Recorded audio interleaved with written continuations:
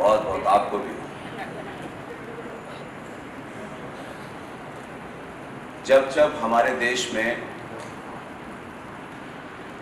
भारत माता की जय का नारा लगता है, तब तक मेरे मन में एक सवाल आता है बार बार कि जिस भारत माता की हम जय का नारा लगा रहे हैं, उस भारत माता को अक्षुण्ण रखने के लिए हमने क्या किया। कार्यक्रम के आयोजक सनातन सोशल ग्रुप इस प्रोग्राम के पीछे जो लोग लगातार पिछले कई महीनों से पर्दे के पीछे रह के काम कर रहे हैं, वो ये भी नहीं चाहते कि उनका मंचों से नाम लिया जाए। कुछ नाम हमारे मॉडरेटर साहब ने लिए, लेकिन मेरा मानना है कि जब नाम ऐसा हो तो सार्वजनिक मंचों से इसलिए लेना चाहिए कि आज की युवा पीढ़ी को उससे एक प्रेरणा मिले। बड़ौदा में पहली बार आया और तब से लेके सफर यहां रहा,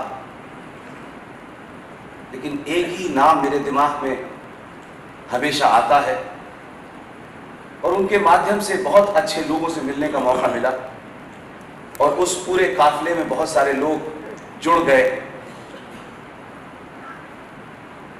उनका नाम है संध्याबेन गोहिल।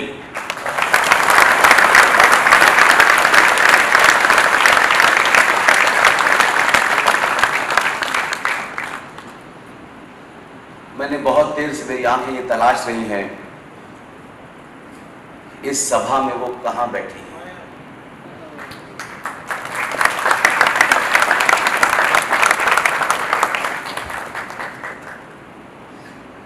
जो ये प्रोग्राम है, इसको एक ऐसे परिवार के लोगों ने कंसीव किया है कि उनके लिए मेरे पास शब्द ही नहीं है। और मुझे दुख है इस बात का, हमारे यहां हजारों संगठन हैं, करोड़ों लोग हैं जो हिंदुत्व की बात, हिंदुत्व के बारे में बताते हैं। ये 2022 का भारत है। इसके सामने अगर आप तथ्यों पे, तर्कों पे, लॉजिक पे, रीजन पे, फिगर के साथ बात नहीं रखेंगे तो ये पीढ़ी आपकी बात सिर्फ भावना में बहकर के भारत माता का नारा नहीं लगाएगी। इसलिए अपनी बात को पूरी ताकत के साथ रखिए, लेकिन कोशिश कीजिए कि उसमें एक कॉमा फुल स्टॉप भी इधर से उधर ना हो जाए। देर से ही सही, 70 साल के बाद ही सही, एक घटना इस देश में घटी और क्योंकि एक लंबे समय तक खासतौर से सनातनी हिंदू समाज सरकारें चुनते वक्त उसकी नीयत क्या होती है, किसी को अपनी जाति के लोग चाहिए, किसी को अपने इलाके के लोग चाहिए, किसी को बिजली फ्री चाहिए, किसी को पेट्रोल सस्ता चाहिए।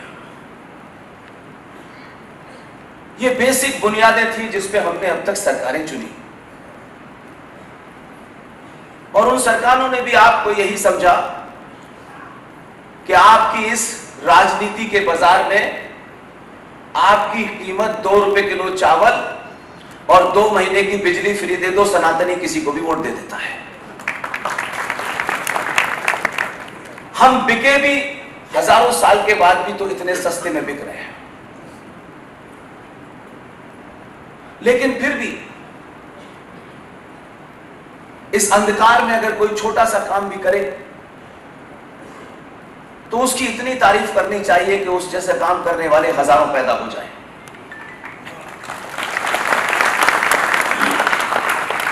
आप जानते हैं कि मैं सत्ता, सरकार, संगठन, पार्टियों के बारे में कोई टिप्पणी नहीं करता, लेकिन एक ऐसे समय में जब दुनिया आपकी शक्ति को पहचान रही हो और भारत सनातन संस्कृति के दुश्मन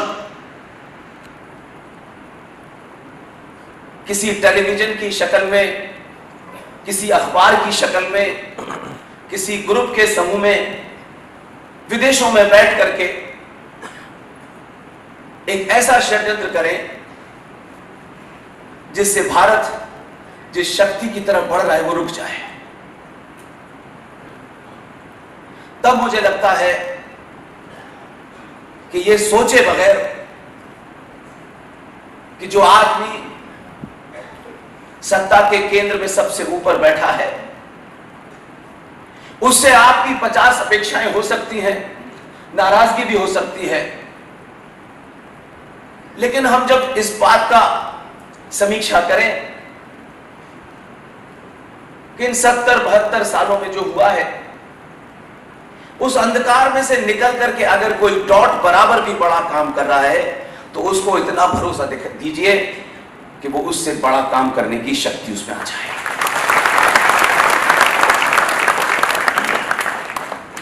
कुछ काम, कुछ योजनाएं जीवन में उनका महत्व 1 घंटे भर के लिए, 1 मिनट भर के लिए होता है।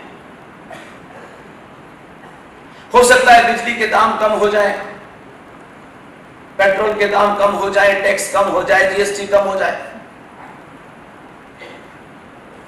ये एक ऐसा सिस्टम है जो घटता बढ़ता रहता है।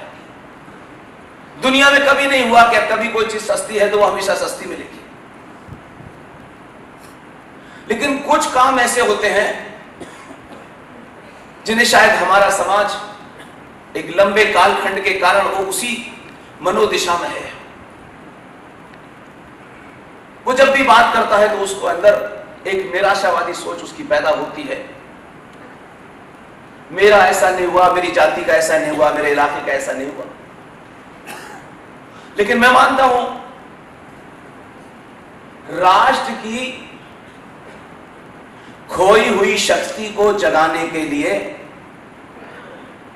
अगर कोई छोटा सा काम भी कर रहा हो तो जितनी ताकत है उससे 10 गुना ताकत के साथ उसके साथ खड़ी हुई है। और ये बात मैं इसलिए कह रहा हूं कि आज जिस तूली परिवार ने मुझे यहां बुलाया है, उनके बेटे समीर तूली ने, उनकी बहन ने जो इस पूरे प्रोग्राम को कंसीव किया है, जो पूरे बड़ौदा में कैसे होगा, किस तरह से होगा, मोनाली बहन, इस परिवार की जो विशेषता है, जो उनका दर्द है, जो इतिहास है, मैं नहीं जानता कि सब बड़ौदा के लोग भी जानते होंगे। इसलिए आपके बीच में नहीं, पूरे देश में ऐसे हजारों लोग हैं। लेकिन जब समाज कुछ भूलने की बीमारी में ग्रस्त हो जाता है, और यह हमारे यहां बहुत बड़े बड़े लोग कहते हैं अक्सर, मैं नहीं जानता कि वो कैसे बड़े हैं, अरे हमें इतिहास से में क्या लेना देना है, ये तो कल की बात है, छोड़ो, आगे बढ़ो, विकास करो। ये जो भी कहता है मैं सबसे सोचता हूं सबसे बड़ा मक्कार और झूठा और फरेबी है।